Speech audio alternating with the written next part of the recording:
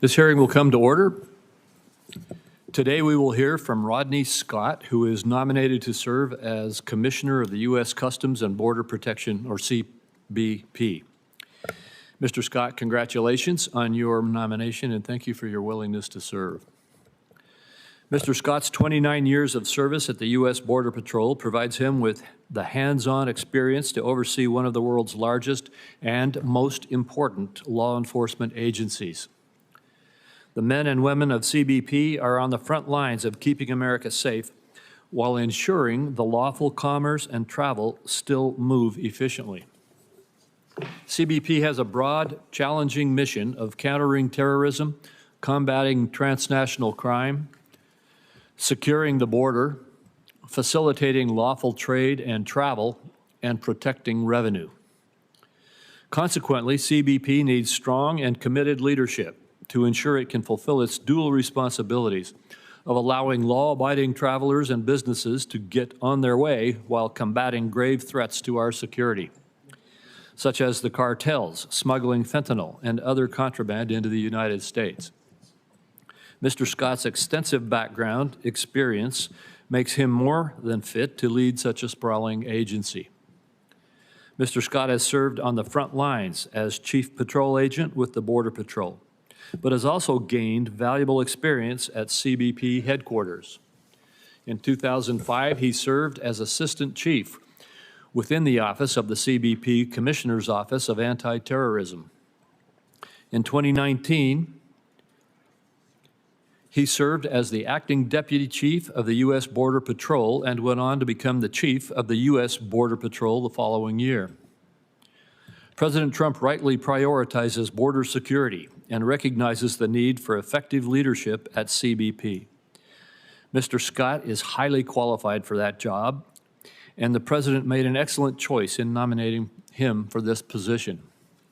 Mr. Scott understands what makes CBP effective, including the strong partnerships it will need with the various federal agencies and Congress. If confirmed, I have no doubt that he will be able to hit the ground running. Thank you again for your willingness to return to government, and I look forward to working with you if confirmed. Before I turn it over to Ranking Member Wyden, I'm going to enter a document into the record. Last Wednesday, Homeland Security was requested to provide further information regarding the 2010 death of Mr. Hernandez Rojas, who died at the San Ysidro Port of Entry, and the actions of Mr. Scott, who served at sector headquarters in San Diego at that time. Secretary of Homeland Security Kristi Noem responded to the request and cited official investigations and statutes to note that Mr. Scott's ministerial work following the death, including authorizing a subpoena to request medical records that were provided to the San Diego Police Department, was in accordance with his duties, the law, and professional standards. Without objection, I'll include that letter in the record. With that, I recognize Ranking Member Wyden for his opening remarks. Mr. Chairman, just before I begin my opening remarks, there is really a rebuttal that I think is necessary to the letter from Secretary Noem. There have been these serious allegations made by the former heads of internal affairs about Mr. Scott's involvement in the cover-up of the death of Mr. Hernandez Rojas. I asked Secretary Noem for a number of DHS documents that would get to the bottom of what happened and what Mr. Scott's involvement was. The Secretary responded with a letter that said Mr. Scott was basically a perfect angel and all the allegations against him are false, but produced 0 documents that I requested to back it up. In the first 100 days of this administration, it seems like this agency is practically allergic to the truth.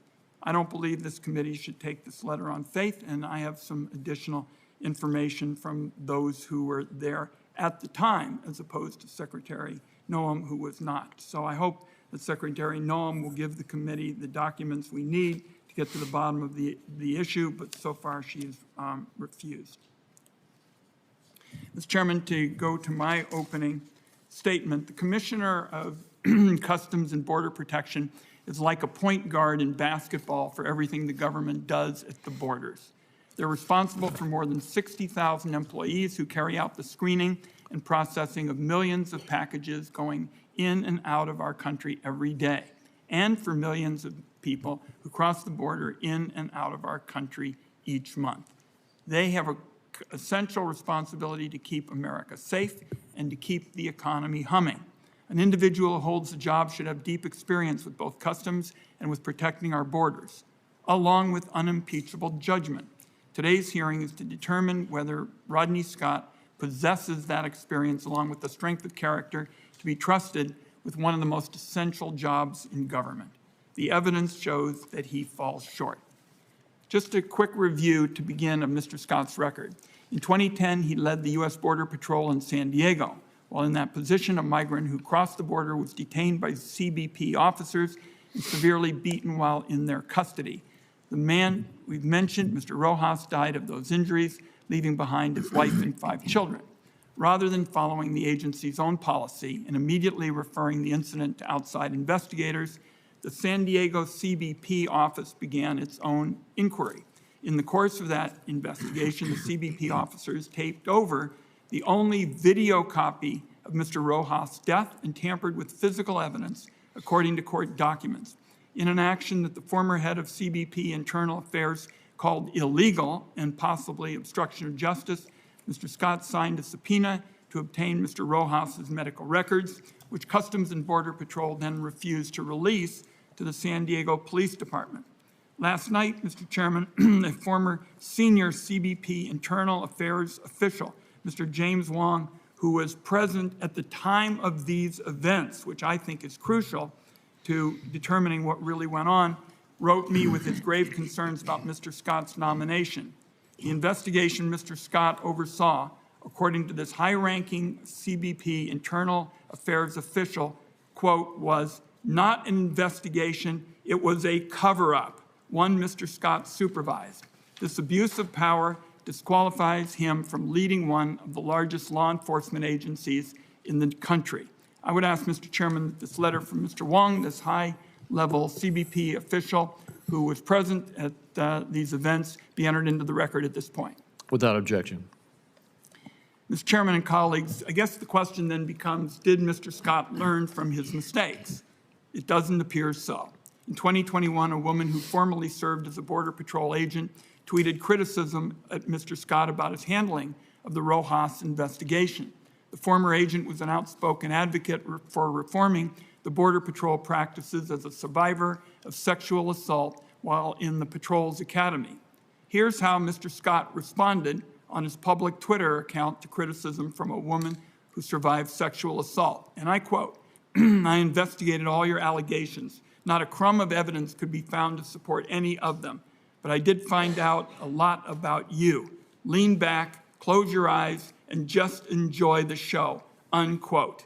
The judge called the tweet, and I quote, a classic rape threat, but found that it fell short of constituting an imminent threat of violence.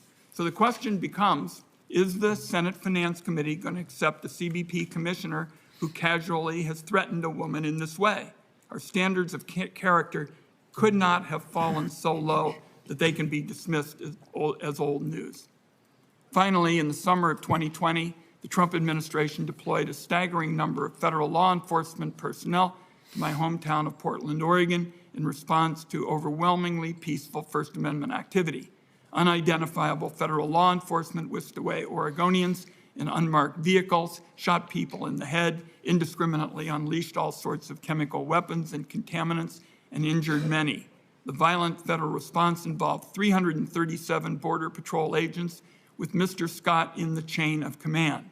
As Chief of the Border Patrol, Mr. Scott provided both administrative and operational support for the deployment. So the question then becomes, does what happened in Portland or San Diego in 2010 matter now? Americans need to know the head of a major law enforcement agency won't sign off on bogus searches, harass female employees or travelers, or allow the agency to target people based on the president's whims. The Customs and Border Patrol Commissioner sets the policies and conduct for searching a person's belongings at the border, going through their phone, and potentially saving that information to a database that can be searched by thousands of federal employees. If the Customs and Border Patrol Commissioner can't be trusted, important priorities like stopping fentanyl smuggling and human trafficking can't go forward. Let me wrap up by Mr. Scott's qualifications. He has no experience with customs facilitation or enforcement. Donald Trump is creating the biggest disruptions to the customs system that I've seen in my time in public service, and leaving it in the hands of someone without experience with customs raises serious questions. That matters to small business in Oregon. If a key part from overseas gets stuck in the customs process at the border, a small manufacturer can see their whole production line delayed, meaning more costs and losing out on contracts. The CBP commissioner has to make sure that legal trade goes smoothly at the border, and he's got to limit the impact on supply chains and workers from Donald Trump's erratic proclamations on tariffs and trade. We look forward to hearing the questions from our colleagues today and Mr. Scott's testimony. Thank you. Thank you, Senator Wyden. And before I proceed to the questions that we will ask you before you begin your testimony, Mr. Scott, because of the colloquy that we've now begun engaged with over the letter that was sent by the CBP in response to your questions, I just want to read one paragraph of it. The letter states, contrary to what has been alleged, Mr. Scott did not impede any investigation, nor did he take steps to conceal facts from investigators.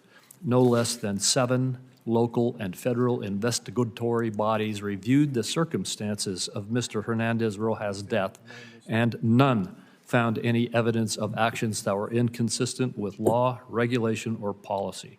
The CBP's San Diego Sector CIIT found no wrongdoing, and the agency's National Use of Force Review Board determined that the agents' and officers' use of force was consistent with policies that existed at the time. The investigations by the San Diego Police Department and the Federal Bureau of Investigation resulted in no criminal charges. The Civil Rights Division of the Department of Justice declined prosecution, and the Office of Civil Rights and Civil Liberties at the Department of Homeland Security took no action. Finally, the Office of Inspector General at the Department of Homeland Security found that the level of force utilized by DHS personnel during the incident was in accordance with existing policy. Mr. Chairman, we won't prolong this for the rest of the morning in terms of the back and forth with the letters, but Secretary Noam was not there at the time. The person that I cited was there through the events and was a high-ranking official at CBP dealing with internal investigations. That's the difference. Thank you. Well, I'll just say, and then we'll go forward. As Secretary Noam said, she didn't allege that she was there at the time. She said she reviewed the reports and analysis of no less than 7 local and federal investigatory bodies that were there at the time and reviewed the evidence. With that, Mr. Scott, you will now be given an opportunity to share your opening statement after I ask you 4 obligatory questions that we ask of all those nominees who come before this committee.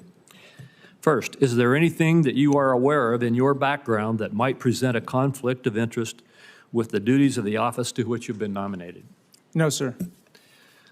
Second, do you know of any reason, personal or otherwise, that would in any way prevent you from fully and honorably discharging the responsibilities of the office to which you've been nominated? No, sir. Third, do you agree without reservation to respond to any reasonable summons to appear and testify before any duly constituted committee of Congress if you are confirmed? Yes, I do. And finally, do you commit to providing a prompt response in writing to any questions addressed to you by any senator of this committee? Yes, I do. Thank you very much, and you may proceed with your opening statement.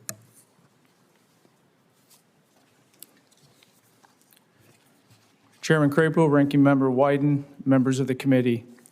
Good morning. It is a great privilege to be here today as President Trump's nominee for Commissioner of U.S. Customs and Border Protection. I'm immensely honored to have the trust of President Trump and Secretary Noam, but I'm here today to earn your trust as well. If confirmed, I am ready to serve without compromise. Let me start where all strength begins with some wisdom. Proverbs 15:22 instructs us, plans fail for lack of counsel, but with many advisors they succeed. I am fortunate to have the counsel of many, but first and foremost, I want to recognize my wife, Tandy, a woman of profound faith, clarity, and strength. She is my most honest advisor, a constant voice reminding me of what truly matters. Our daughters, Kennedy and Cassidy, have grown into confident, godly young ladies with wisdom beyond their years. And I thank the three of them for being my biggest cheerleaders and for challenging me to lead with character, even when it came at a personal cost. I also want to thank my parents, Bob and Linda Scott. Their Christ-like example taught me to treat everyone with respect, that serving is more rewarding than being served, and that if I would just ask and then listen, God would tell me the next right thing to do. Thank you for raising me right. Now to the matter at hand. Senators, if confirmed as commissioner, I will take a lead role in providing America with real border security. As the 9/11 report highlighted, securing our nation is a team sport. I've been on this team for over 3 decades, and I've learned a lot. Our borders must be secured, not just to protect a line on a map, but to defend the American people, our values, and our way of life. I joined this team in 1992 as a GS-5 Border Patrol agent trainee, and I competitively progressed through the ranks to earn the position of Chief U.S. Border Patrol. I'm very proud of that green uniform that I wore, but CBP's mission is bigger than just the Border Patrol, and so is my experience. During my career, I was immersed in a living border security laboratory. I worked alongside colleagues as we transformed chaotic, crime-ridden border regions into some of the safest communities in America. I watched CBP officers fine-tune operations to maximize the flow of legal trade and travel that fuels our economic security, while simultaneously interdicting weapons, people, and contraband like fentanyl that violate our laws and put our families, friends, and neighbors at risk. Unfortunately, I also watched communities slide backwards into total chaos when policy changes resulted in crimes being ignored. I learned what works, and I learned what does not. I learned what motivates our personnel and what demoralizes them. If confirmed, I will leverage my experience to empower the men and women of CBP to do what they were hired to do: safeguard every American by providing secure borders and keeping trade and travel moving. Border security is national security. 9/11 made that very clear when foreign terrorists exploited vulnerabilities in our border security and murdered thousands of fellow Americans. We vowed then to never forget, and I assure you that I have not. Congress responded by creating the Department of Homeland Security and Customs and Border Protection. I responded by joining a small team within CBP that developed and institutionalized the anti-terrorism capabilities that exist today. As I read countless intelligence reports, my understanding of the interdependencies between border security and national security constantly grew. In the years since 9/11, new technology, infrastructure, and procedures have improved border security dramatically at our ports and in between. But the most important factor will always be the people, the professional, dedicated patriots that make up U.S. Customs and Border Protection. I commit to you that if confirmed, I will drive actions to ensure the CBP workforce has the training, resources, and the policies to excel in every aspect of the mission and to do so safely. I will encourage innovation, modernize processes, and enhance efficiencies. And I will work to ensure that CBP strategies are driven by intelligence and data and that the policies align with national security, including our economic objectives. I commit to you that if confirmed, I will lead CBP personnel in securing America's borders with purpose, integrity, and honor. I'm asking for your support, your vote today, and I look forward to your questions. Thank you. Thank you, Mr. Scott. I'll begin. As you are aware from the discussions that have already taken place, some of my colleagues have raised concerns about your administrative involvement in the year 2010 with regard to the death in custody incident relating to Mr. Hernandez Rojas. He died 2 days after being held in custody by CBP agents on immigration and assault charges. A death like this is always tragic, and I would like to have the public better understand some of the facts, including any role in which you may have played in that incident. First of all, were you involved in the decision to detain Mr. Rojas at the border and his actual detention? No, I was not.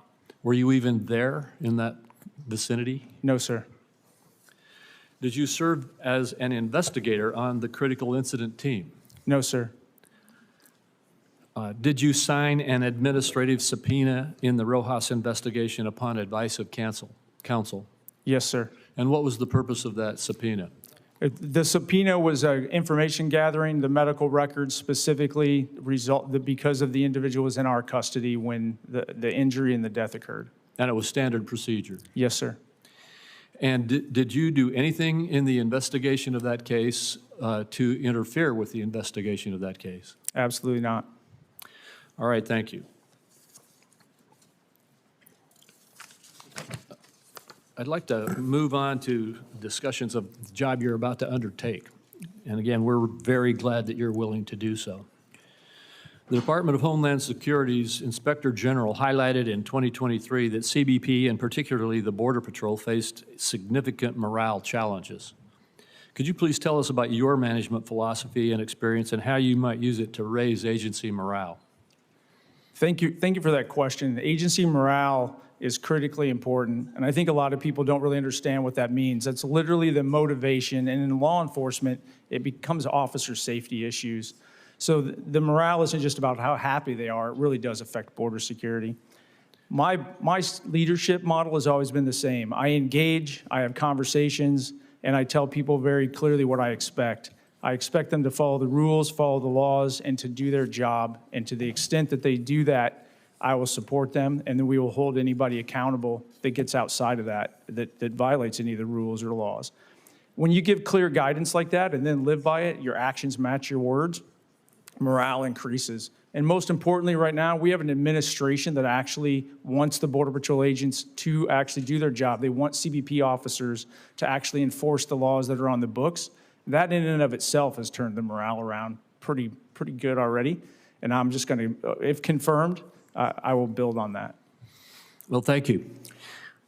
Under President Trump's leadership, as you just referenced, in February and March of this year, CBP reported fewer than 30,000 nationwide encounters with a removable alien. By comparison, the CBP had reported more than 200,000 encounters in February and March of 2023 and 2024. And my understanding is that the number is now even lower than what I just said for February and March. What are the implications for CBP now that encounters with removable aliens are only a tiny fraction of the encounters that CBP was experiencing in just the last couple of years? Again, thank you for that question. The results are tremendous. The cartels need illegal aliens to distract and overwhelm law enforcement so they can bring in other threats, whether it be fentanyl, narcotics, or anybody that's willing to pay more money to not interact with the law enforcement officer. They try to do that at the ports and in between the ports. So the fact that we have diminished or significantly reduced the volume that Border Patrol has to deal with, that the CBP officers are having to deal with, that puts agents and officers back on enforcement duties. It allows us to know more about what's going on the border. Agents out in the field between the ports can cover more area.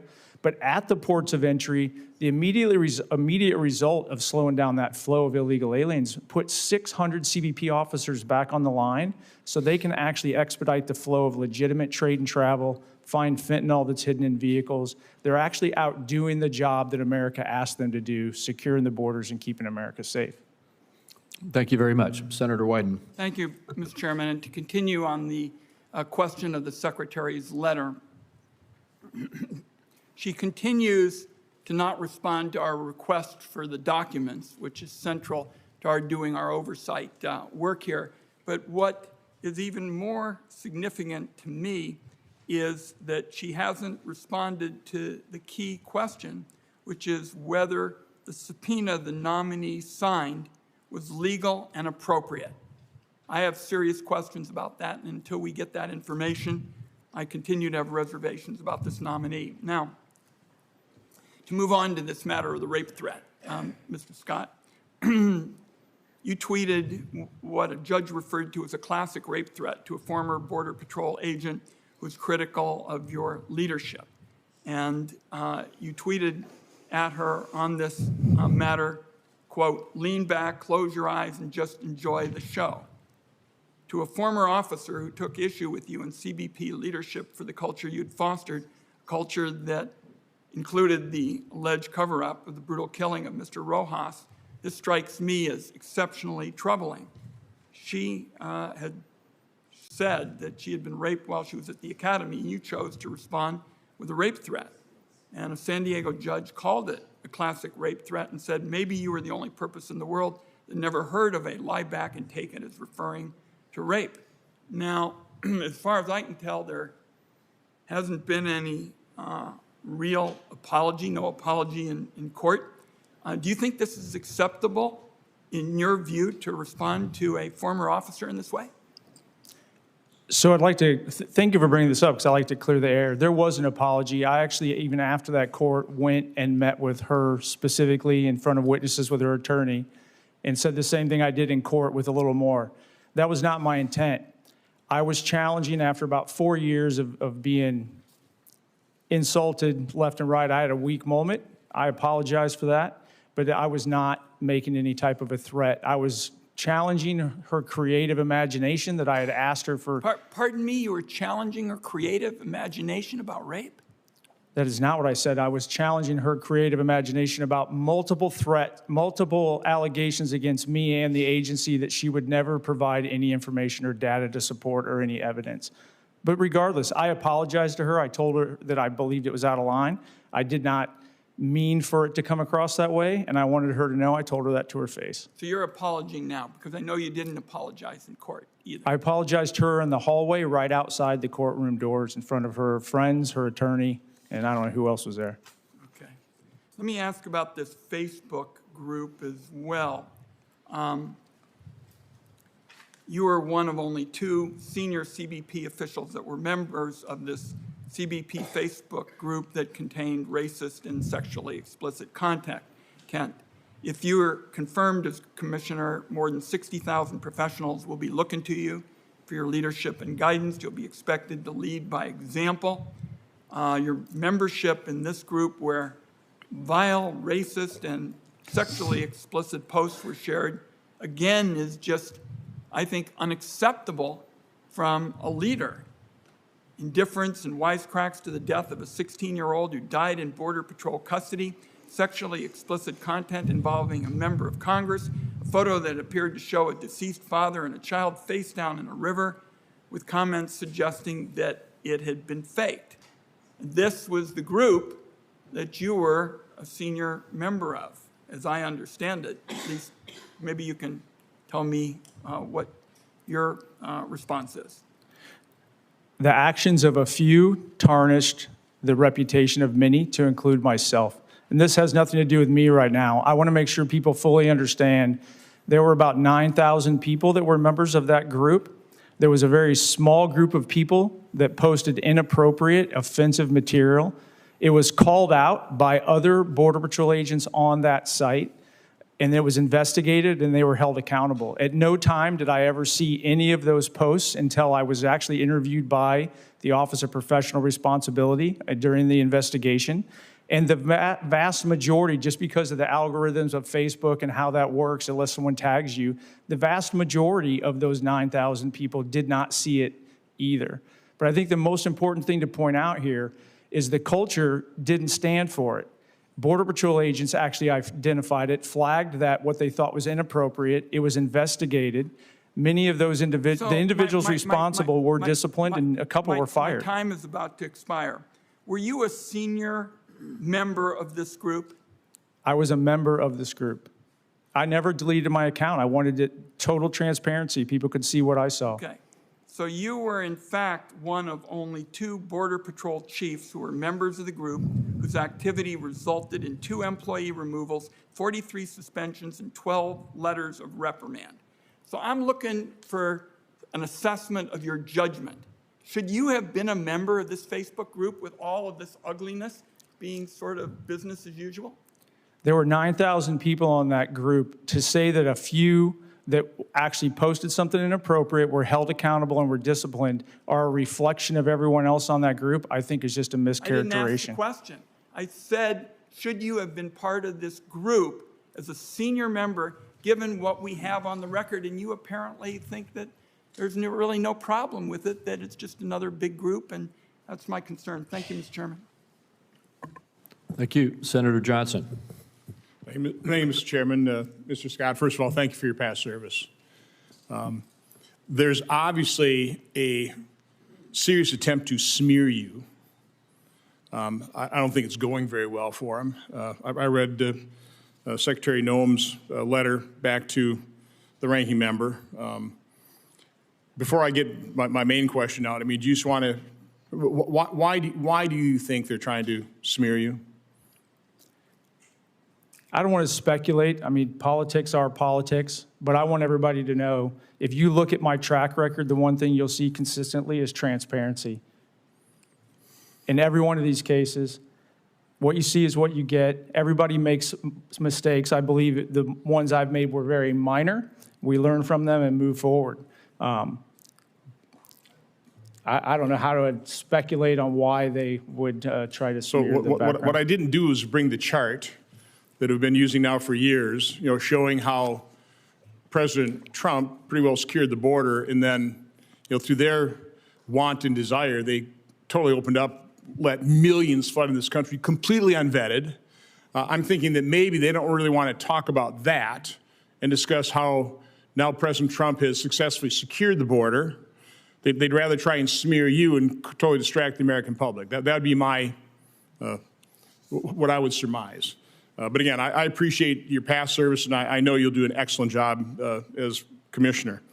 One question I have is, being a fiscal conservative, I was fully supportive of providing the administration the resources they need to not only secure the border, but deport, the however many millions of people that should be deported. Okay, and that's going to take resources.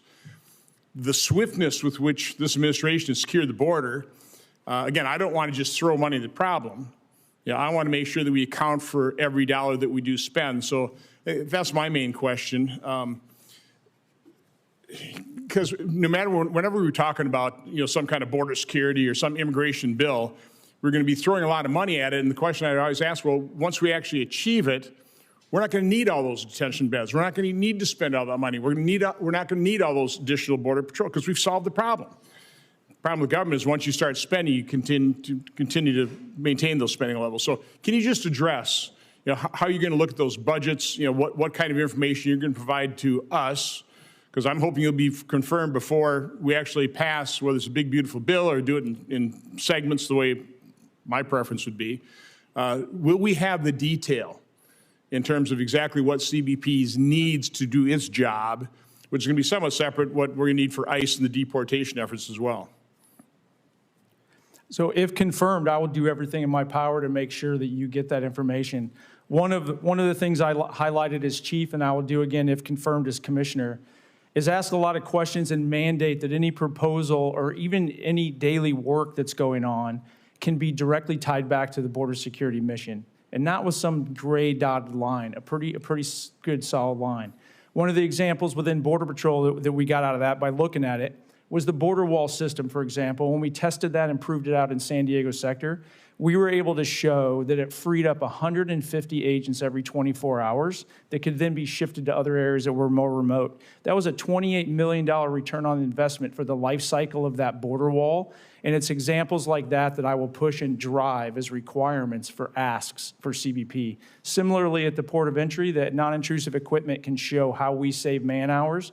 But the most important thing you mentioned already is reducing the flow of illegal activity so we can focus on those bigger threats with the resources we have. But do you agree with me, and again, I'm absolutely amazed at how quickly the border has basically become secure. A secure border will actually reduce the amount of money we need to spend, correct? I mean, a secure border will save us money. It's not going to require additional funds. I believe to a point, I believe a secure border will save all of America a ton of money and a ton of lives. Okay. Again, look forward to working with you. And again, I apologize for the smear campaign.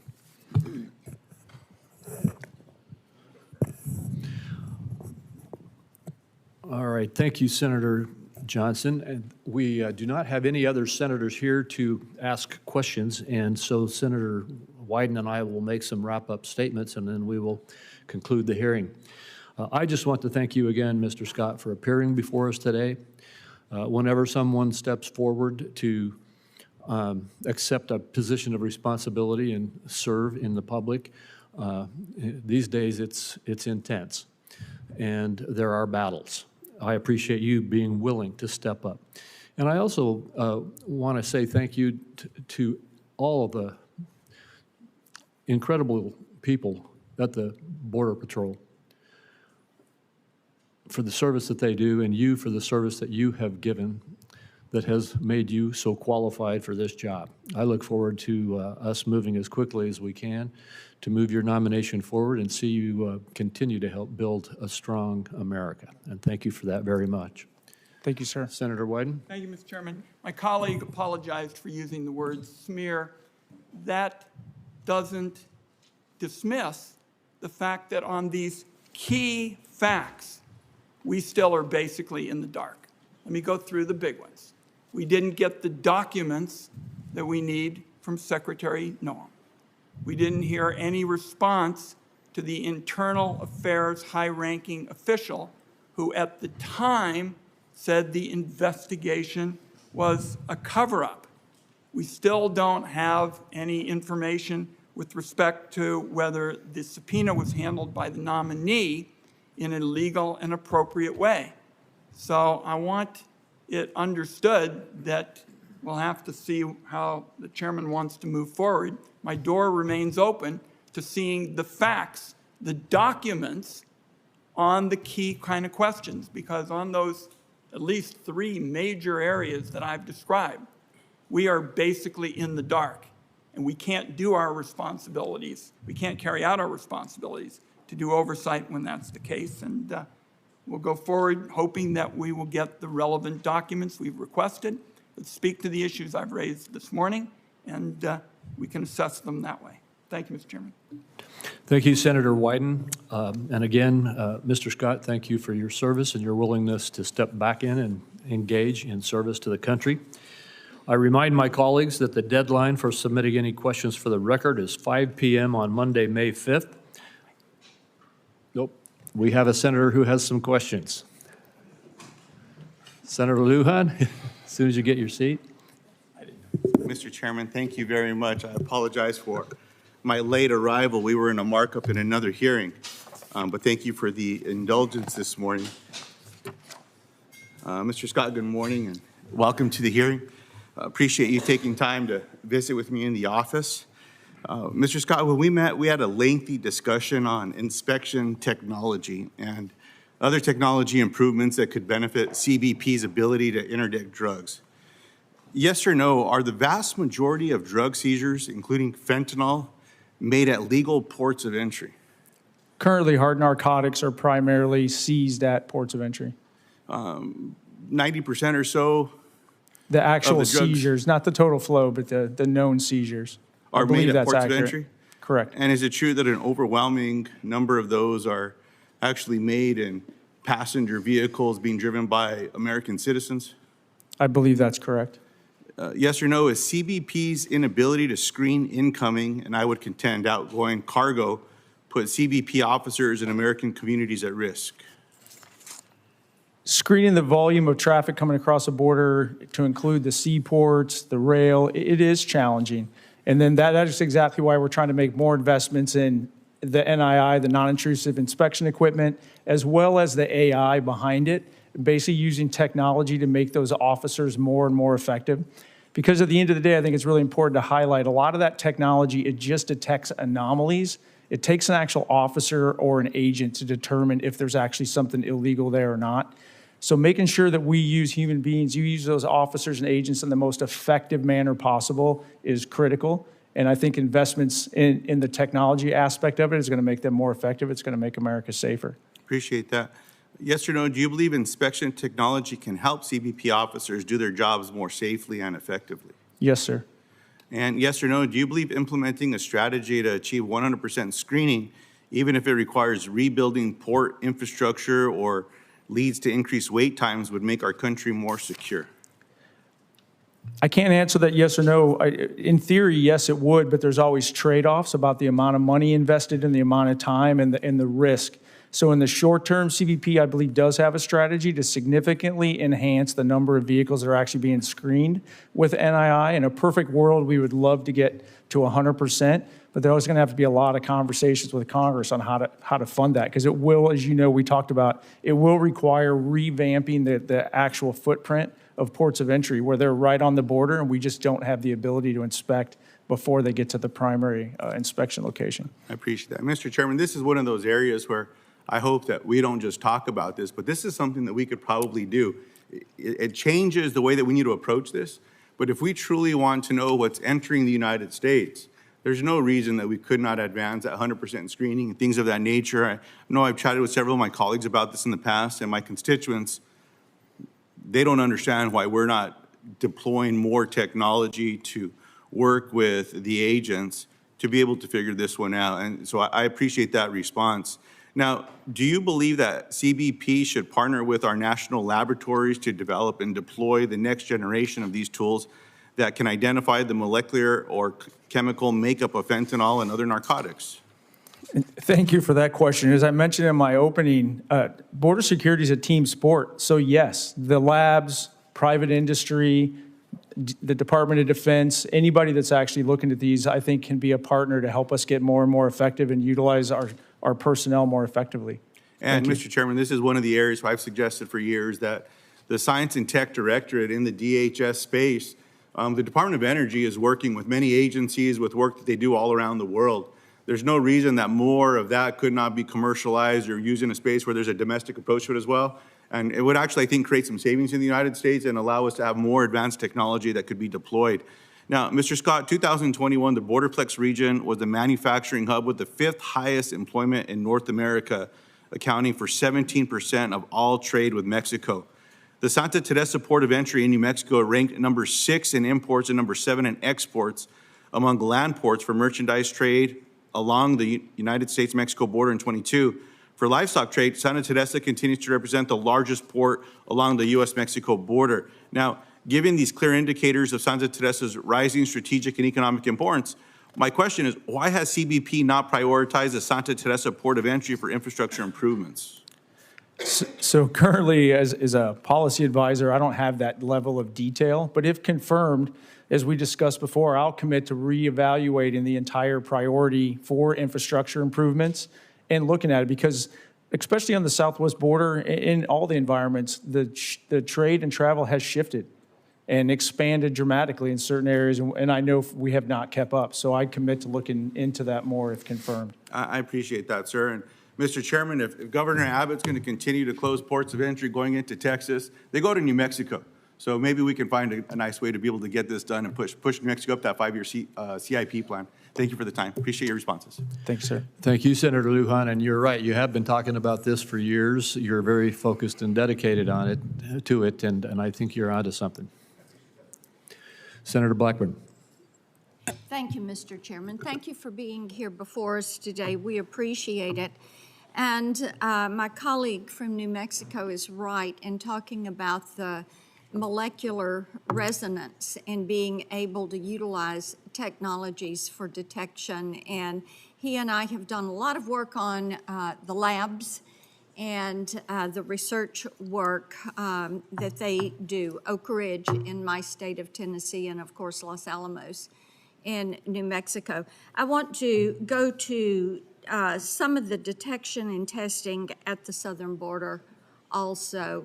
It was baffling to me that the Biden administration stopped doing DNA testing on children that were traveling with an adult that was not related to them.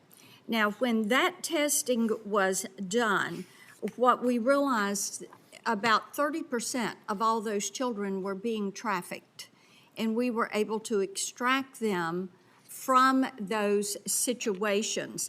And the DNA testing has really proven to be a successful tool, and it is not a time-consuming tool. The entire test can process in about 45 minutes. And my question to you is, will you push to make certain that at our ports of entry, when children are traveling, with adults not related to them, that they are being DNA tested.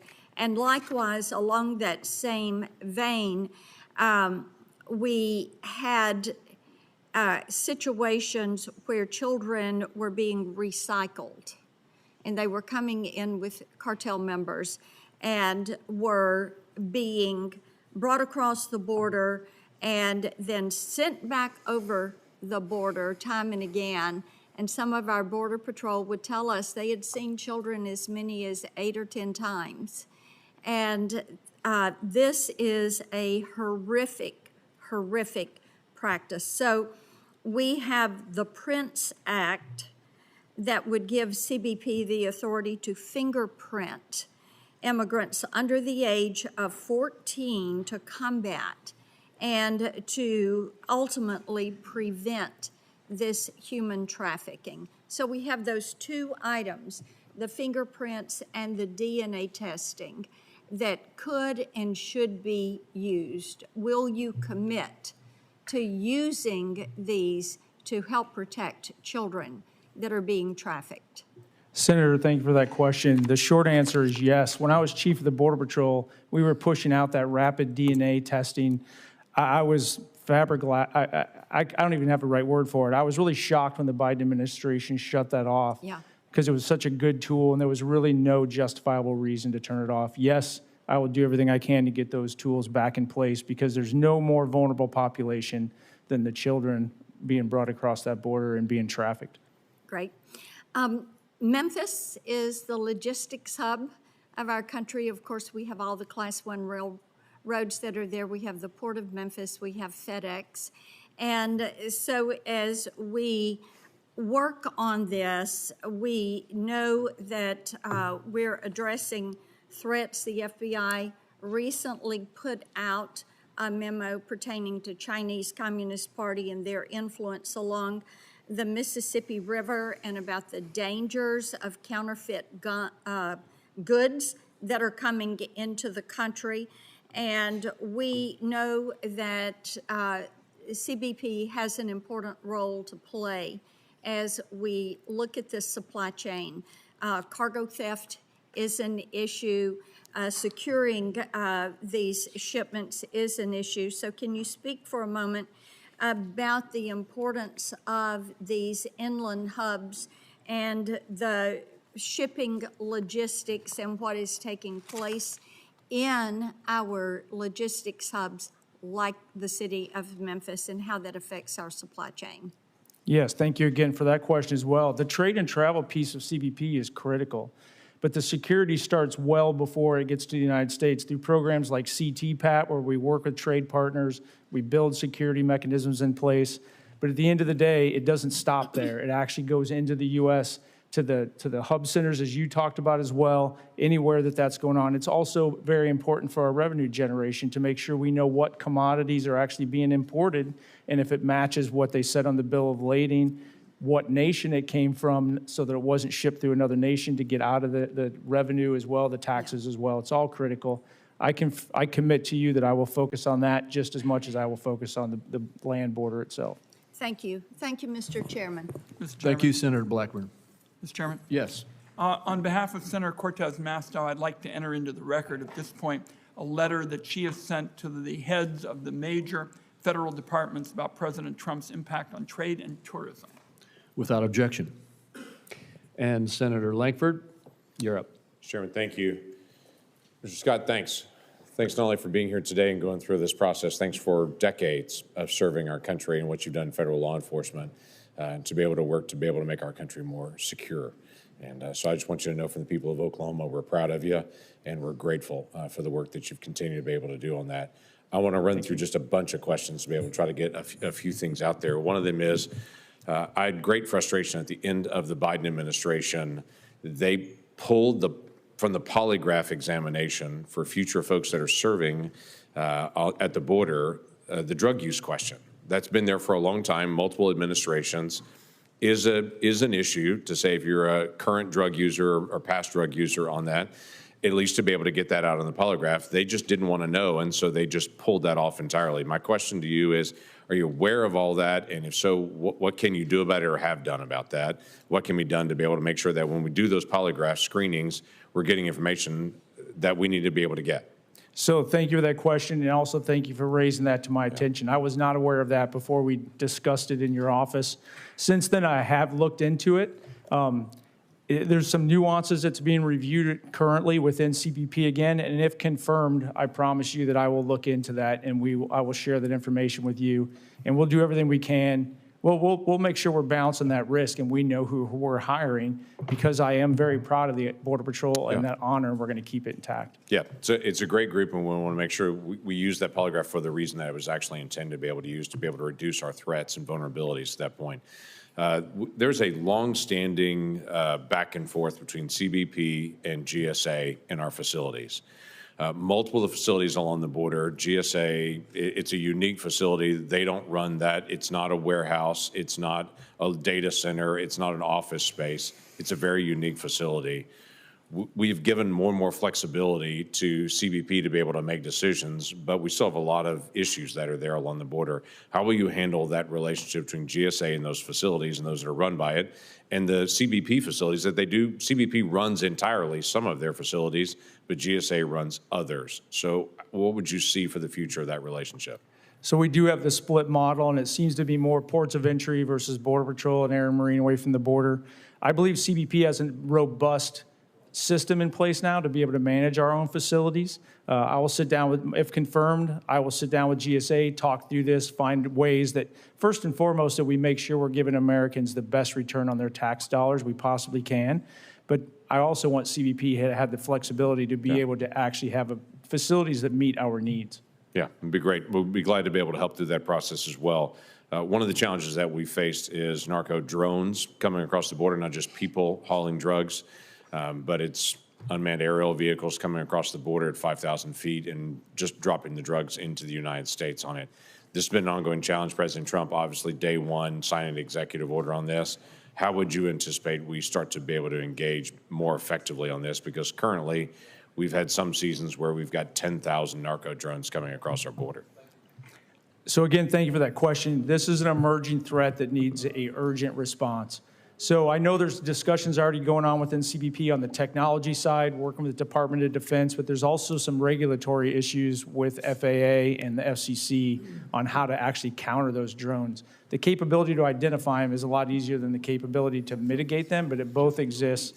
I will push as hard as I can to get the right tools in the right hands to make sure that we stop that threat. Be great. Senator Lujan had asked you a question before about trying to be able to do more screening coming northbound. Obviously, there's additional equipment that you need to be able to do that, agents. That's going to be one of those areas for screening that GSA has struggled to be able to deal with on the facility side of it.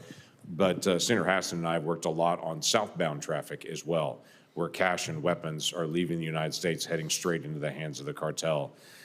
Clearly, that's an issue on our side because those weapons are then used to be able to facilitate more drugs coming back into the United States. How would you anticipate we can increase engagement on southbound traffic, slowing the flow of guns and cash going south? So there's thank you again for that question as well, Senator. There's two quick ways to actually make real impacts on southbound. The first is improving our intelligence and information sharing, and then do targeted outbound operations. The problem currently with outbound operations is with cell phone usages and radios, you only catch what's past the last U.S. exit. Anything else just turns off. But the other thing that we've been building out more and more is our partnership with Mexico. They're doing inspections right across that line. And to the extent we can build up the credibility there and to build up their capability and do information sharing with Mexico like we do with Canada, we get both, the outbound and the inbound, but we have a partner that actually helps support and pay for that outbound as well. Terrific. Look forward to ongoing conversations with the National Vetting Center and a whole bunch of other areas we can get a chance to be able to partner together.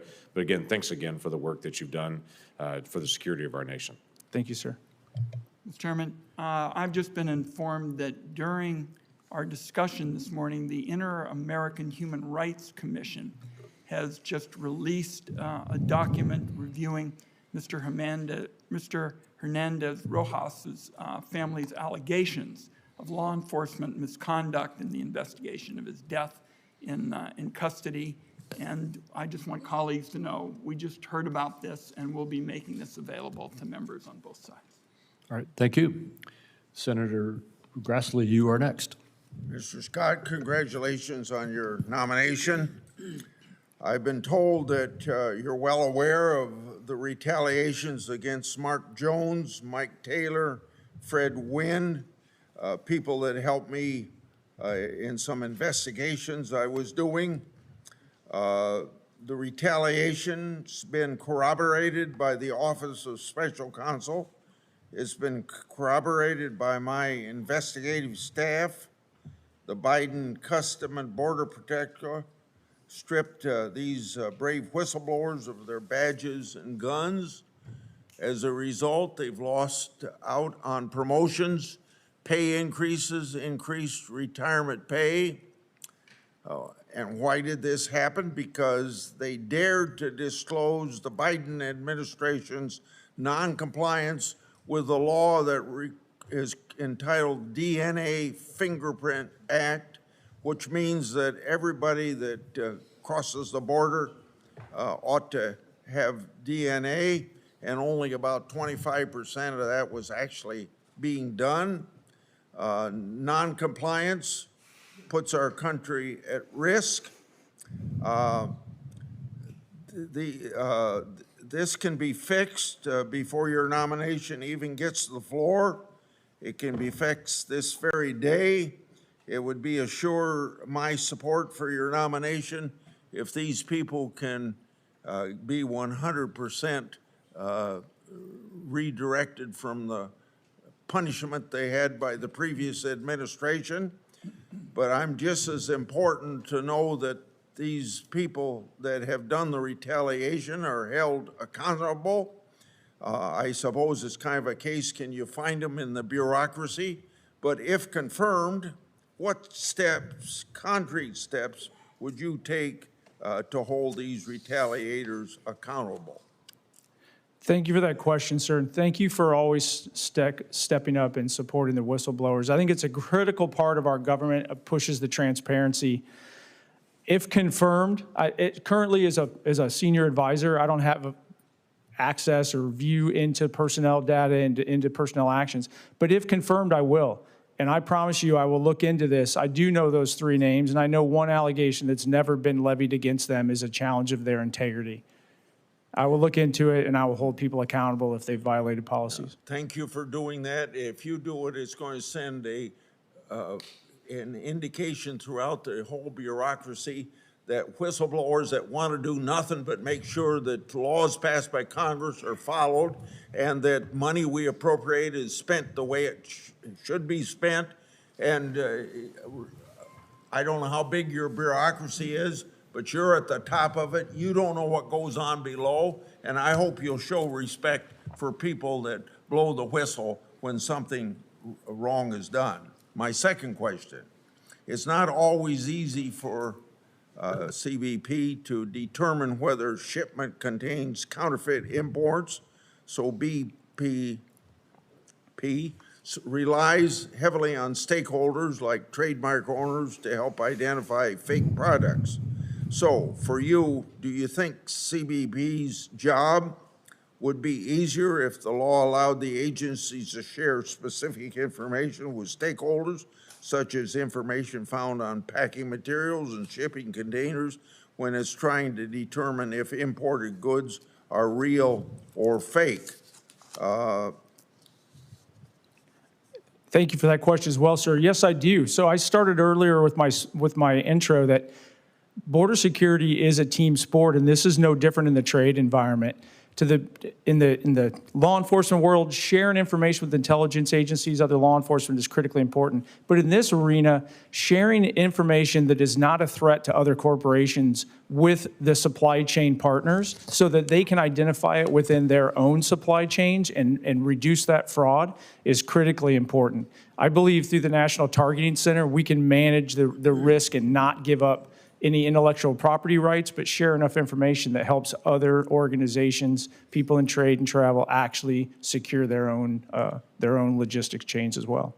Let me end with a short follow-up remarks. It's in regard to Senator Hassan and I having a bill that expressly authorized CBP to share packaging and container information with IP owners, online marketplaces, and some other interested parties to help identify and interdict goods. I hope that we can move this bill to give your agency the tools it needs to more effectively combat counterfeits. Thank you very much. Thank you, Senator Grassley. Senator Barrasso. Thanks so much, Mr. Chairman. Congratulations. Appreciate the job you've done in the past and what you're going to do now. We're so glad you returned to public service at this critical time. Our nation needs you, and we're delighted that you're back. In terms of what's been happening, we see that in March, recorded border crossings all-time historic low. We've gained operational control of the border under President Trump. In March, Border Patrol encountered just 7,000 illegal immigrants crossing the southwest border between ports of entry. This is a 95% decrease from March of 2024, remarkable. Illegal immigrants are getting the message that the Trump administration has removed the welcome mat from illegal immigration. If confirmed, what will you do to continue the trend of these historically low border crossing numbers? Thank you for that question. If confirmed, I will continue to push out the strategy that we built out in the United States Border Patrol that President Trump listened to, adopted, and then basically expanded across the southwest border. President Trump understands that when we reduce the illegal crossings of illegal aliens, that allows more agents and more officers to expand their coverage, and it allows us to identify the fentanyl and the other threats. So we'll continue to build out the border wall system. We'll continue to build out the technology, but we'll also make sure that we work with the U.S. Attorney's Office that there are consequences to violating laws in the United States. The biggest reason right now that we're seeing that massive reduction is because people are held accountable for violating the law and they're quickly removed from the United States. You mentioned fentanyl specifically.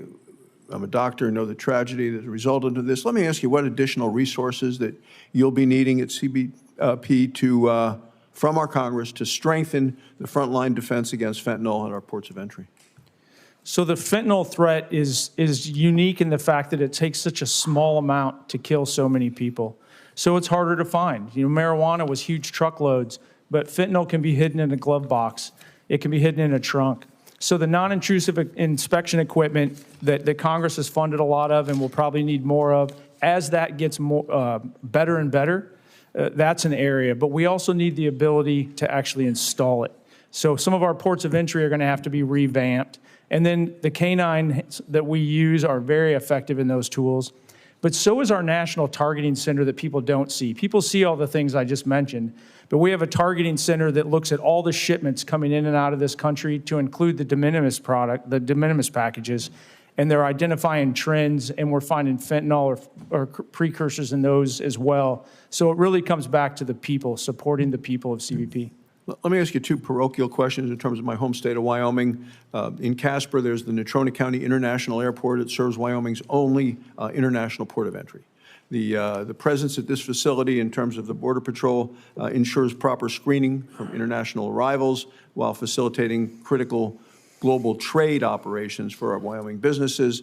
The port of entry is pivotal to sustaining our robust economy and workforce. Can you give me your commitment that if confirmed, you'll provide staffing and resources for Border Patrol at the Casper and Natrona County International Airport? So if confirmed, sir, I've learned to be very cautious of what I completely commit to, that I don't know what I'm committing to. I'll commit to looking into it, and I'll just address that the resource challenges exist across the entire board.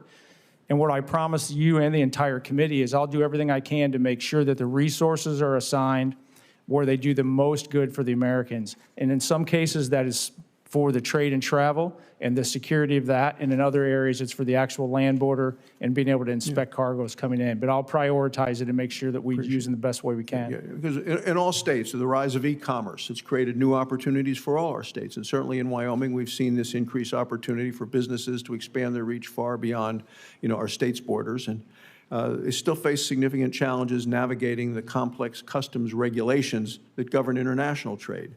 When they're exporting their products, they run into complex procedures related to customs, burdensome documentation requirements, evolving trade regulations. So all too often, it confuses people. It's a confusing process. It leads to costly errors, resulting in delays, penalties that threaten the business's survival. And I think with proper guidance, our small businesses could reach new global markets, creating opportunities for communities in Wyoming and across other states as well. So if confirmed, will you work to ensure that small businesses in rural states, and a number of us are from rural states, like Wyoming, have access to clear, timely information on how to navigate our custom regulations? Yes, I will. Thank you. Thank you, Mr. Chairman. Thank you. Senator Welch. Thank you very much, Mr. Chairman, and thank you. I congratulate you on your years of service and your qualifications to go from where you started to where you hope to be. I want to ask about the discretionary part of your job. You've got a big responsibility, obviously, to have the border secure, criminals to be deported. But there's also an element where the overreach in the power of prosecution, the power of law enforcement, as you know better than anyone, is immense, can have some harmful consequences. We've got folks working on dairy farms, and we just had one of our most prominent dairy farms. There was an incident there. That farm, by the way, has extremely good relations with the CPB folks. These farmers understand the importance of the job. But there was apparently an anonymous tip about somebody with a backpack. It led to 8 farm workers being arrested. They're now in detention. We've got to milk our cows. We've got to have access to labor. None of these folks have any criminal record. And really, this is a question about priorities. I'm all with my colleagues here on securing the border. I'm all with my colleagues on deporting criminals. But my goodness, we need farm workers. And how are you going to balance the aggressive efforts of the Trump administration on the border and make distinctions between where you best can act in order to protect the public and not harm agriculture? So thank you. So Customs and Border Protection's role is a little bit unique in that we're focused on the interdiction aspect. So we're focused on people coming into the United States illegally at the borders or an international border. We're not doing the interior enforcement aspects. But I will highlight that I don't support asking law enforcement officers to not enforce the law that's in front of them. And that's kind of the challenge. I like highlighting the fact that we have a visa process now where it may not be the easiest on the planet, but it's not as hard for employers to actually get guest workers to come in. Not guest worker, but an Well, HB1. this farm did that, but there's always a dispute and there's always a suspicion. I mean, these people, I spoke to the farmer, none of them have any criminal records. They're all valued members of the community. And by the way, the economy, this is Franklin County in northern Vermont, is really benefited, obviously, by the wages that are paid, by the money that's spent, and by maintaining these farms. I mean, these are real-world consequences for real people in Vermont, and I suspect real people in many other states, especially along the northern border. If confirmed as commissioner, I'll ensure that we enforce all of the laws that CBP enforces, immigration and customs, with humanity and respect, and work with the communities. But I can't apologize for actually enforcing the laws that Congress enacted and put on the books and asked us to enforce. I'm not asking you to apologize, and you do have a point, because it's on Congress that we don't have a sensible policy on ag workers. That is on us. But you know what? We've got to do something about it. This is horrible what just happened to this farm. Really terrible. And these are all good people that are working there. And they've been separated from their families. Land ports of entry in Vermont. We have a library that literally, you know about this, is on between the border, between Canada and in Vermont. And this is one of the challenges you face. Canadians come in the back door, which is on the Canadian side, and Vermonters go in the front door, which is on the Vermont side. And now we're getting hassled about being able to maintain something that has served that community for 120 years. So I get it that you got to, quote, enforce the law, but is it a real issue about Canadians coming into the Canadian side of Vermont Library to get a book?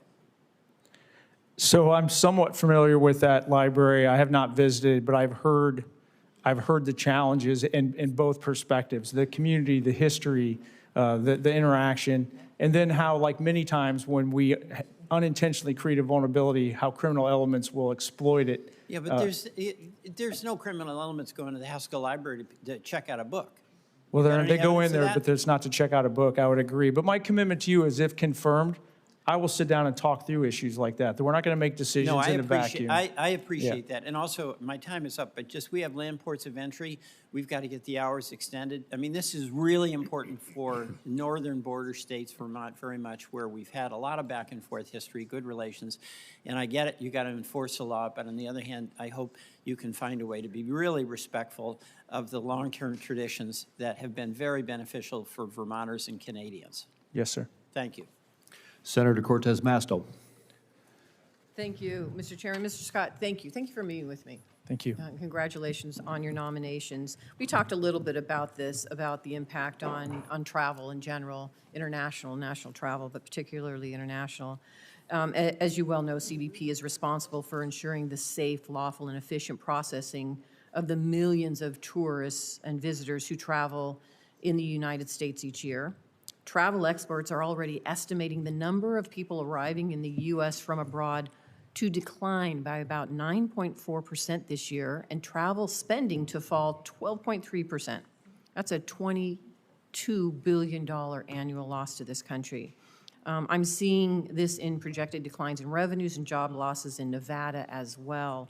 And I've seen reports of concerning CBP practices that are discouraging visitors from traveling to the United States.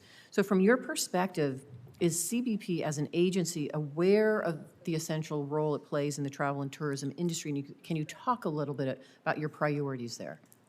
Sure. Thank you for that question. CBP is very aware of our responsibility to keep trade and travel moving. It's written right into our mission statement, but it's not just something on a screen. It's part of the conversations all the time, because I'd mentioned a little bit earlier, national security and the economic security of this country is just as critical as to many of the other factors that CBP has to deal with on a daily basis. So there's a lot of discussion about something as simple as staffing lanes at an airport or getting cargo coming through, and the messaging. I commit to you, one of the things I brought up over and over again within CBP, and if I'm confirmed, I will continue, is that we're literally the ambassadors of the world. That the CBP officers are the first people interact with from around the world, sometimes even U.S. citizens coming and going. It's the only real government officials they interact with. And that relationship also sets a tone. The professionalism, the honor, the dealing with people with respect, but making sure that we focus our efforts on the real threats, and we use things like global entry. We use things like Nexus and FAST to expedite the flow of people through the border that we've already identified the trusted travelers is not a threat, so we can speed up the rest of it. Thank you. I have sent a letter to the DHS Secretary and others in the administration about the negative effects the actions of this president and the cabinet are having on the trillion-dollar travel economy. I thank you to the chairman and ranking member for putting it into the record. My ask of you is, can you commit to helping to address those concerns in that letter and getting a response, but also addressing the economy in general and the impact that tourism is having? Hopefully you can commit to that, and then I look forward to working with you further on it as well. I'm not familiar with what specifics in the letter, but I commit to you that I'm open to conversations, and I will work with everyone in this committee and in the Senate to make this country safer, and that includes expediting the flow of legitimate trade and travel. Thank you. And we talked a little bit about this in my office as well, but obviously the CBP's border security mission is critical. It's really critical to the safety of our country. And should you be confirmed, what is your vision for our border operations during your time as commissioner? Could you restate that? I'm sorry. Sure. What is your vision for our border operations during your time as commissioner? Thank you for that question. My vision for border operations, and this is between the ports and at the ports of entry, is to make investments, strategic investments that actually buy time back for our officers and agents to do things that only a human being can do.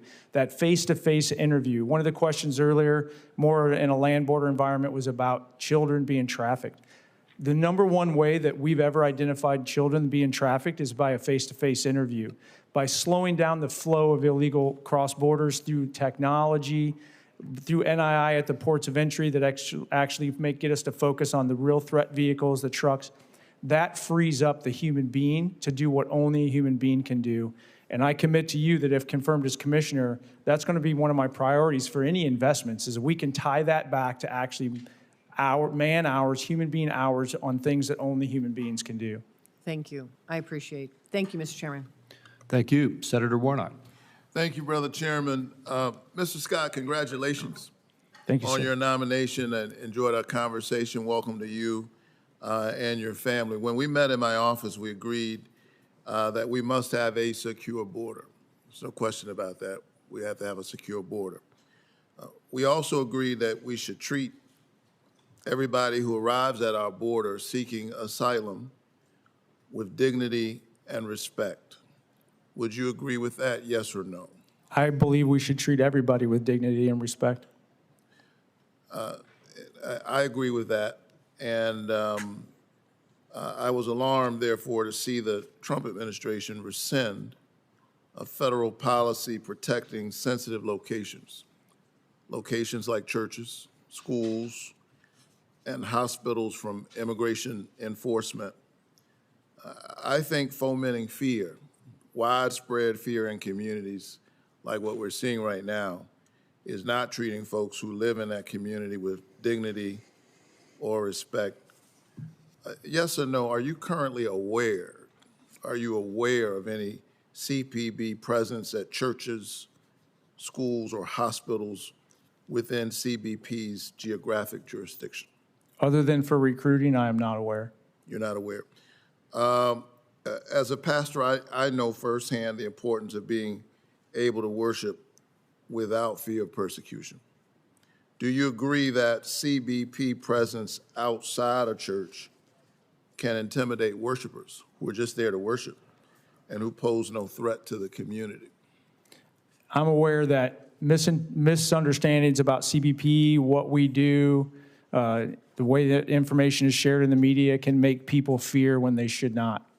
They don't have. Let me any. ask the question again. Do you agree that CBP presence outside a church would intimidate worshipers who pose no threat to the community? I can't speculate. I'm not trying to dodge the question, but I can't speculate on that answer. If you're a U.S. citizen or a legal resident, there's no reason to fear any I can tell CBP. you that there are communities that are experiencing widespread fear, regardless of their citizenship status or immigration status. And I think those folks ought to be able to worship without fear and without intimidation. And I feel this deeply as a pastor. Every Sunday as I lead worship in my sanctuary, and there are folks who lead worship, participate in worship in sanctuaries. Sanctuary ought to be just that. It ought to be sanctuary. And it's clear to me that ought to be a line that we ought to respect unless there's something urgent and compelling. If confirmed to lead CBP, would you permit your officers to engage in immigration enforcement activity at churches, at hospitals, at schools, even when it's clear that your targets pose no danger to others in those locations? Yes or no? If confirmed as commissioner, I commit that I will have conversations with the community, and we'll make those decisions based on a case-by-case basis. I can't make a waiver I guess in a because sense- every case is different. Right, There's but an in a sense- illegal, there's a violation of law. CBP has, or ICE or someone else But has to take The action. standard I'm asking you about is very, very clear. I'm asking you if the person poses no danger or threat to themselves or others in those locations, those sensitive locations, do you still feel that you have a compelling interest in violating what I see as sacred space in order to pursue somebody who's not a danger to themselves or the community? So I commit to you, if Commissioner, will do what I believe is being done now, which is a case-by-case basis, and if there are other places to take that law enforcement action that's required that don't involve those aspects you just talked about, that's where it should take place. But I can't give you a blanket, I'm not going to mislead anybody, I'm not going to give anybody a blanket promise that we're not going to go into those areas if we deem it's the right thing to do. Well, we're seeing this happening right now. And I have to tell you that I disagree strongly with this policy. I believe that houses of worship are sacred. I believe that sanctuary is sanctuary. I believe that folks ought to be able to go to school and get an education. They ought to be able to go to the hospital when they're sick. And that we ought to protect these sensitive locations. And that's why I'm a proud co-sponsor of Senator Blumenthal's Protecting Sensitive Locations Act, to ensure that no one has to live in fear while getting medical care, while being educated, or worshiping their God. Thank you so much. I enjoyed our conversation, and if confirmed, I strongly encourage you to please, sir, instruct your officers to treat everybody in CBP's jurisdiction, particularly in these sensitive areas, with dignity and respect. Thank you, sir. Thank you. Senator Warren. Thank you, Mr. Chairman. So Americans want to be safe, but in just 100 days, the Trump administration has started to round up people with no criminal record, move them so that even their families and lawyers have no idea where they are, and deport them even after a court has said not to. That is not making our nation safer. Now, Mr. Scott, if confirmed as Custom and Border Protection Commissioner, you will decide whether to continue or to reverse these very troubling trends. So I want to understand what policies you would follow.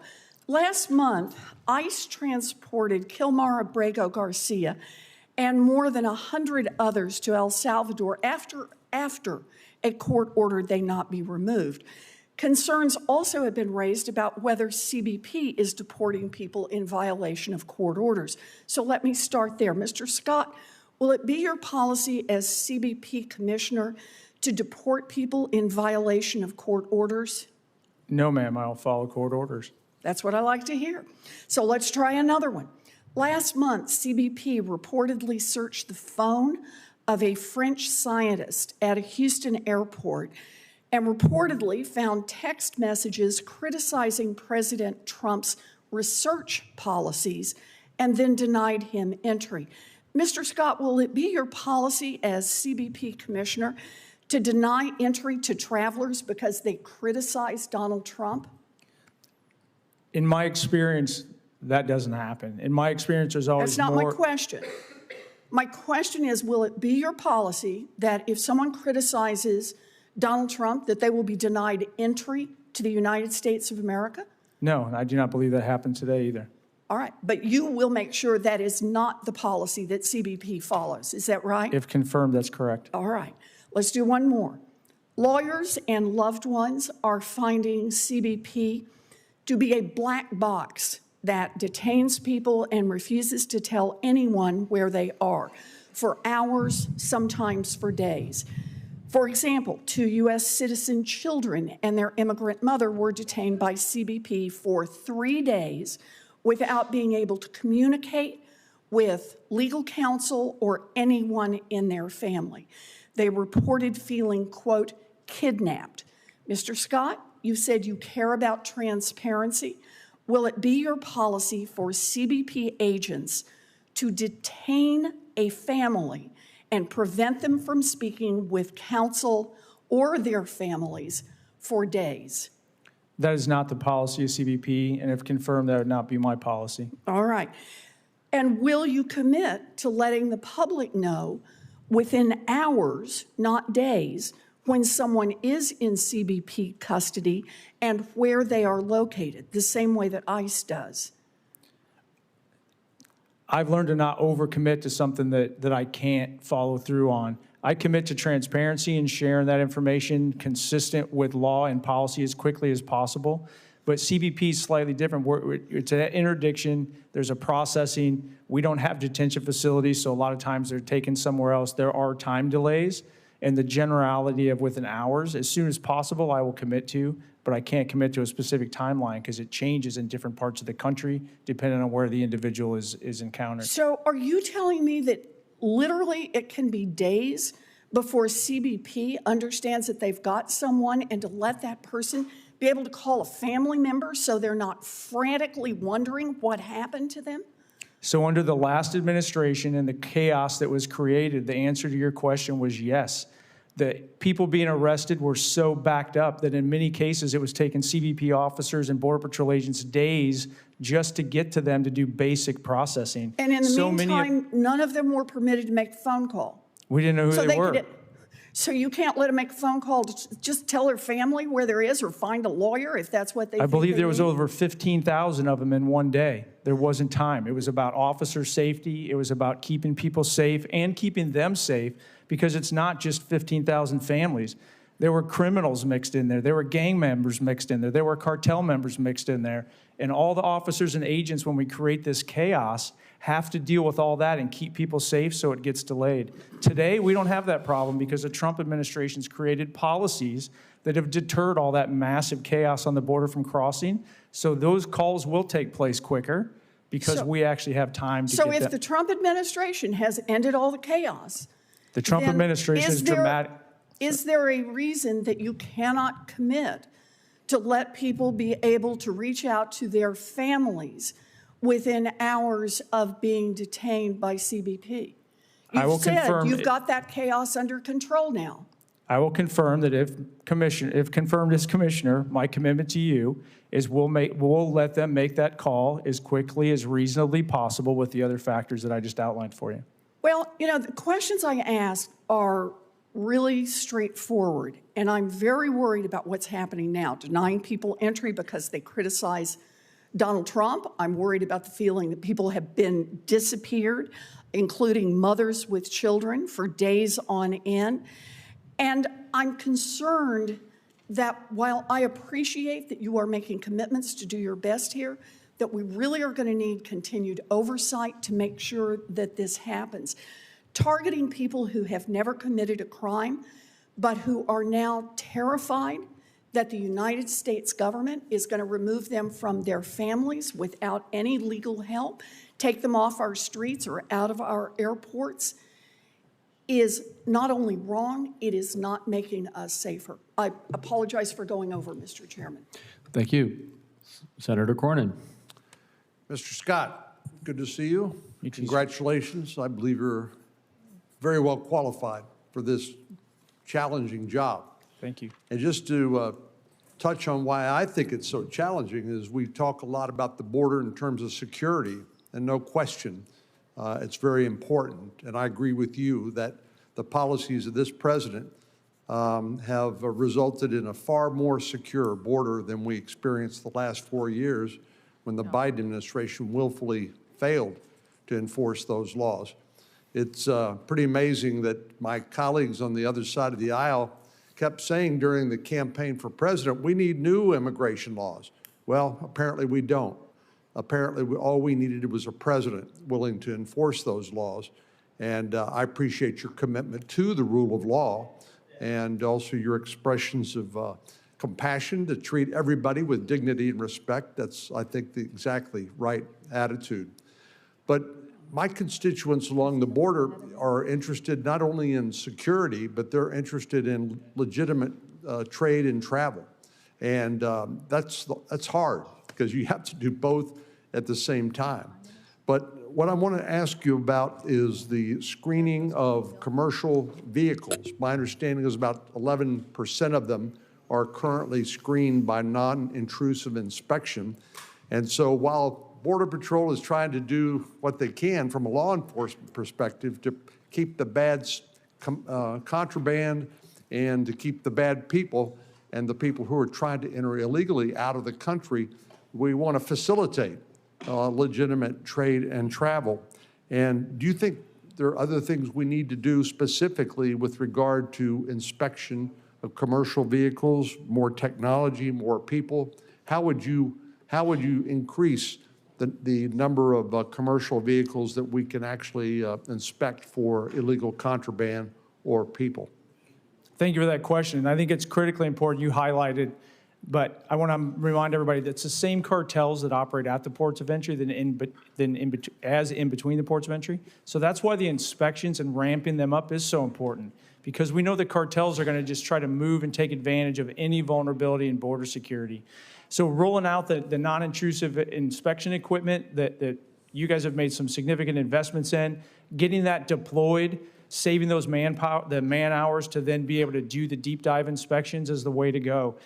We're looking at ways to leverage AI more, that we can layer that on top of the NII equipment to be able to identify those anomalies, but it still takes an officer to figure out what's really there. And then in the trucking and then the containers, it's even more difficult because of just the sheer space. How much you have to remove from that truck to be able to find it. Making sure that the ports actually have some things as simple as a forklift and a place to pull a truck, a loading dock. Some of the ports of entry didn't have those basic infrastructure requirements, or not to the extent we needed. If confirmed, I commit that I will look at that entire spectrum. Sidebar, but I lived in Nogales, Arizona as high school. A lot of friends, their families were customs brokers. And there, if the produce got slowed down, it would literally rot on the truck sometimes. So I know how important it is to get that trade across to those individual families that invested in those farms to grow that. And then you just take that across the entire supply chain. It's critically important, and I will work on it. Well, as you know, Mexico is one of our principal trading partners, and it supports a lot of jobs on both sides of the border. So, again, it's a challenging job, but I believe that you've got the experience and qualifications to try to address it. Let me ask you about de minimis shipments. One of the challenges we have with illegal contraband is the fact that people can ship things into the United States, so-called de minimis packages valued at less than $800. And these are a huge vulnerability for us when it comes to drugs, weapons, whatever. What do you think we need to do to try to get at this problem of the vulnerability caused by this de minimis inspection protocol? So thank you for bringing that up as well. And you highlighted it. Prior to, I think it was 2015, when de minimis was only $200, this threat was slightly slower, but it still existed. But when it went up to $800, and then China and others basically created entire business models through e-commerce to ship one-to-one, one product to one person in one day. That's what under 800, that's the de minimis. It went to over a billion shipments. Managing that is almost like what we just talked about with the trucks at the border now. If you want to inspect every single package, it's going to back up that trade to a point it's not acceptable. So getting information in advance, and we have some legislation we've been working with Congress. When I say we, CBP has exposed to me that they've been working on some legislation that will improve some data points, that will improve our ability based on what we know to target those shipments and make strategic interdictions. And then improving the security of the entire supply chain, working with the customs brokers, working with the carriers like FedEx and DHL to make sure that they're tightening up their supply chain so we know where it's coming from. That National Targeting Center that CBP has does a really good, they really make a big impact in this arena. But having those more consistent data points and having trade on board is going to make a big difference. Thank you, sir. Senator Tillis. Thank you, Mr. Chair. Mr. Scott, thank you for being here. And thank you for your willingness to serve. One of the questions that 90 days look like with respect to the organization. So the morale within CBP specifically has improved dramatically since January 20th. I've been serving as a policy advisor, as a senior advisor, so kind of walking the halls. But people know me because I was there before. Mm-hmm. And they try to stay out of the politics. They're nonpartisan civil servants. But the transition team that came in was seen as saviors. And they feel like they're allowed to do their job. Really, we're at the point now where we're having to tell people to go home and sleep, come back tomorrow, because they want to stay and do the job. I got a question. This is... It got me in trouble when I said it a while back, but I want to ask you, the time that I've spent down at the border I spent a lot of time with people on the front lines, Border Patrol agents. They're the ones that you have to talk to because it's sort of like, you know, if you're a patrol officer, you don't talk to somebody who's back in the office or back at HQ. You talk to the people on the ground that are out there putting their lives on the line. And every time I talked to them, they said, you know, we really need people, technology, and infrastructure. Obviously supporting policies, but the way that you seal the border is through a combination of people, technology, and infrastructure. And I'm wondering, under any circumstance, do you think just a 30-foot wall from the Texas coast to the California coast is the most effective way to seal the border? I think it's a very cost-effective way if you add what it really is, which is a system.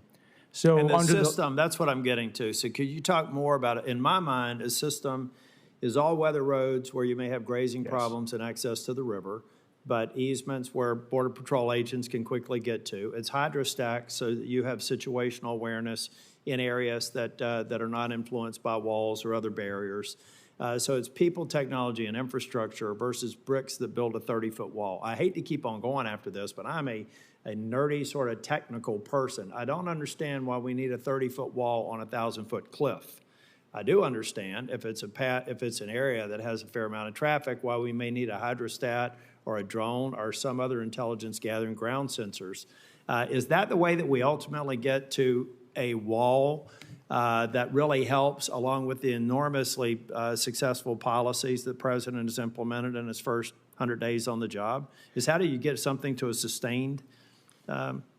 So it's a very methodical process. So I can't give you a yes or no answer. I wish I could, but Border Patrol has a very thought out process. And part of it is return on the investment. What does it cost? So where we proved out the border wall system out in San Diego, that a short 12-mile section of that border wall system with all the attributes you talked about reduced the need of personnel by 150 agents every 24 hours. That was a $28 million return on the investment. And that's rock solid. Yeah. But what so you we did in shifted San Diego, you may not do in Eagle Pass or the Yuma sector. I mean, each and every one of them need to be instructed by the experts to say these structures work, these other layers. What I've tried to do is just so my constituents know, I'm not against a wall. I am for securing the border and building on the great work that President Trump has done. Clearly, the crisis we had at the border was a creation of President Biden. And the reason we know that is in his first week, he rescinded all the executive orders that had slowed down future flows in the prior Trump administration. President Trump did it again. But it seems to me if we want to have staying power, number one, we have to have a border bill that's going to get to all the people, technology, and infrastructure to get this right once and for all. But we have to be clear-eyed on exactly what we need to do, exactly how much it's going to cost. Last question, because I'm about to run out of time. I was happy to hear that the Mexican government were going to send 10,000 people to the northern border. But I'd be really happy to hear that they're also interested in sending about 5,000 people to their southern border, which is really the best way to stem the flow through the Isthmus of Panama and up through. Do you agree with that? I do agree with that. Under the last Trump administration, 45, when I was chief of the Border Patrol, it didn't get a lot of attention, but we were trying to build out a Western Hemisphere security package, working with all the other countries down in the Northern Triangle, Mexico, and identifying if we secure the Western Hemisphere, that keeps us all safer. And some places are easier to patrol than others. That little several hundred mile section of border on the southern part of Mexico, to include the coastal area, is significantly easier to try to control than the entire northern border. And I like that you highlighted that because I want to remind people this isn't about Mexico.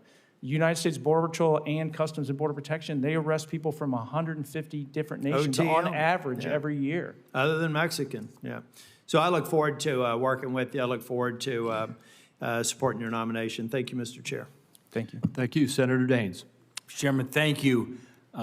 Chief Scott, welcome. It's good to see you again. And I don't say this lightly, but you are an outstanding nominee for this position, uniquely qualified. And thank you for stepping up. Thank you, sir. For this very important role. I enjoyed our visit. You've got the right experience. You've got the right background. You bring subject matter expertise and not only a great mind, but just gut sense here to the job, which is so important to be successful. I look forward to supporting your nomination. Look forward to having you out in Montana as well. We'll talk for a minute about, as we got to look north as well as south, but we'll talk the northern border in a minute. But I'm just thrilled in the first 100 days, probably one of the biggest success stories of this administration has been what's happened in securing our southern border. And it truly was not just about more policy, it was about the right president, the right leadership, and sure enough, we got that with President Trump. As I've engaged with our law enforcement back in Montana, in my hometown, in fact, of Bozeman, where I grew up, went to kindergarten through college there, we had TDA gang members there in Bozeman, some of the most violent, vile illegals in our country. And as remarkable as I quietly chatted with law enforcement, they're on the ground trying to protect our communities and doing a great job. They told me they weren't getting virtually any response from ICE under the Biden administration. That wasn't the fault of ICE. It was the fault of the leadership, because the organization will flex the way the leadership is flexing.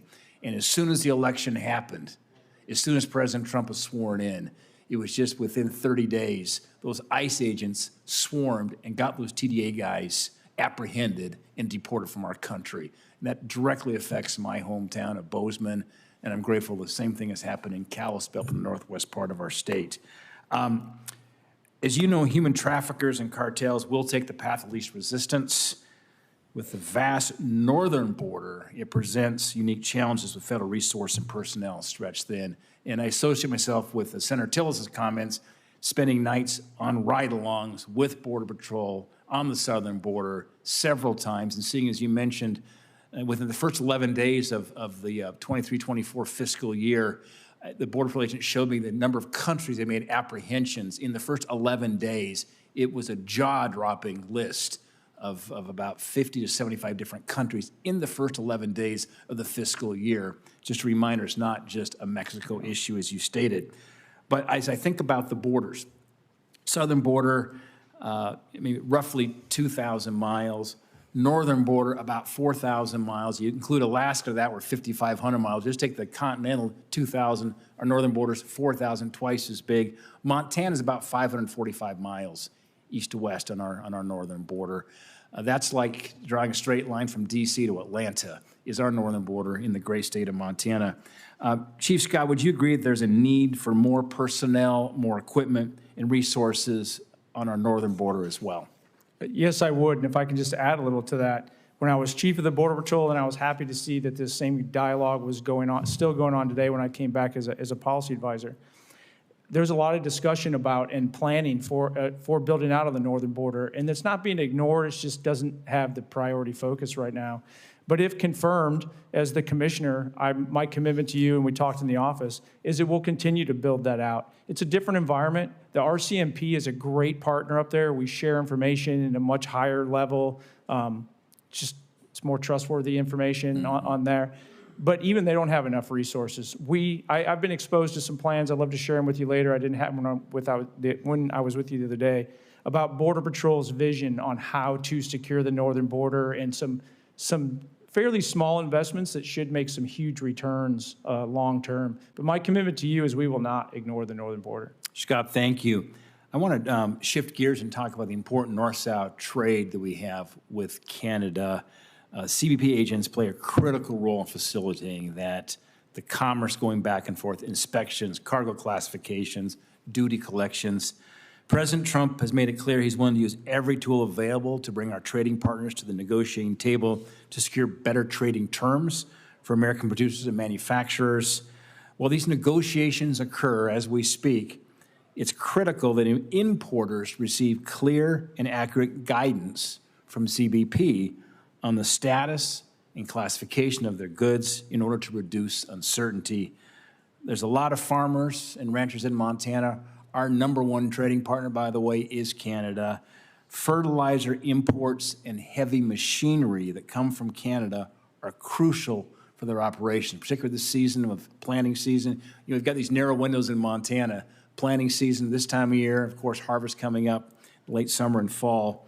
With spring planting season now well in gear, time spent at these ports, spent sorting through complexities or the delays in shipping, will put more stress on our producers. When I got to tell you, if you look at barley and wheat prices right now, there's enough stress on a good day at the ports, not to mention the stress of the ports. My question is, will you commit to offering clear and timely guidance for Montana importers to ensure compliance and the fastest resolution regarding some of these cross-border trade issues? If confirmed, I will. CBP has an Office of Trade Relations outside of the actual Office of Trade, focused on just that, and I commit that I will staff that office and make sure that it's actually available to answer those questions. And I can tell you from interacting with them, they're actually excited to answer those questions. Well, music to my ears. Thank you, Chief. And just one last point on these ports of entry. We share 13 land border crossings with Canada, and I agree with you. Our Canadians are great partners in terms of sharing information and trustworthy and working well together. As I mentioned, Canada is Montana's top export market. Thousands of people cross that Montana-Canada border every day to spend money in our communities. Hours of operation of our ports of entry were significantly impacted by the pandemic, and unfortunately, they've yet to return to pre-COVID hours at several of our crossings. If confirmed, I would urge you to expand the hours of operation at our ports of entry at a minimum, match the operating hours with our adjacent Canadian ports. I just want to add this to your to-do list. You're going to get confirmed. You're going to be on the job here as quickly as we can get you through the Senate. This parity will reduce confusion. It is a mismatch when the Canadians have different hours than we do. It's a problem. It will result in an increase in vehicular and pedestrian traffic, and I can tell you it's going to help us out in our economy there in Montana. If confirmed, I promise I'll look into it. All right, thank you. Mr. Scott, Senator Crapo has got to go make votes, and we're not going to get into anything new.